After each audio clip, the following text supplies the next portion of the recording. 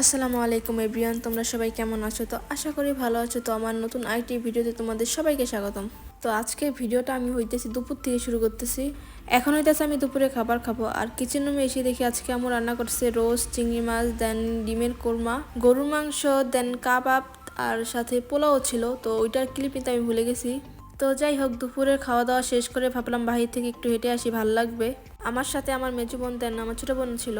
আর এইদিকে তোমরা দেখো গাছটা কত সুন্দর ফুল ফুটে রয়েছে, দেখতে অনেক সুন্দর লাগতেছিল মাশাআল্লাহ। ইতালিতে হইতাছে এই সময়ে মানে সামারে কম বেশ সব গাছেই নানা রকমের ফুল ফুটে থাকে, দেখতে অনেক ভালো লাগে। আর আজকের ওয়েদারটা অনেক সুন্দর ছিল। আজকে হইতেছে শীত কম ছিল, বাট হালকা গরম ছিল, তো এই জন্য আরো ভালো লাগতেছিল। আর তোমরা এই বৃষ্টিটা দেখো কত সুন্দর, তো তাই আমি একটা ভিডিও ক্লিপ নিতেছিলাম আমার। আর ওইটা দেখে আমার ছোট বোন বললো ওকে একটা করে দিতে, তো আমি ওকে একটা করে দিলাম। আর আরেকটু সামনেই হইতেছে একটা এয়ারপোর্ট আছে, তো আমরা ভাবছিলাম ওইখানে যাব, বাট নূর হইতেছে কান্না করতেছিল, তো তাই আমরা বাসার দিকে চলে যেতেছিলাম। আর এইদিকে তোমরা দেখো কত সুন্দর একটা ভিউ, বিমান যাইতেছে। আর এই বিমান দেখলে হইতেছে বাংলাদেশের কথা মনে পড়ে যায়, কবে যে এই বিমান দিয়ে আবার বাংলাদেশে যাব। আপু, আপনি বাসায় চলে যাচ্ছেন কেন? জায়গাটা অনেকটা দূর আর আমরা অলরেডি অনেকক্ষণ হাঁটছি।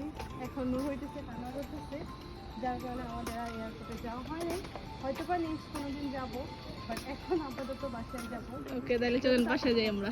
দেন বাসায় এসে কিছুক্ষণ রেস্ট নিয়ে ভাবলাম যে চিকেন ফ্রাই বানাই। এইদিকে হইতেছে তেল গরম দিয়ে দিচ্ছি, তো ওই তো তেল গরম হয়ে গেছে, তো এখন আমি চিকেনগুলো দিয়ে দিব।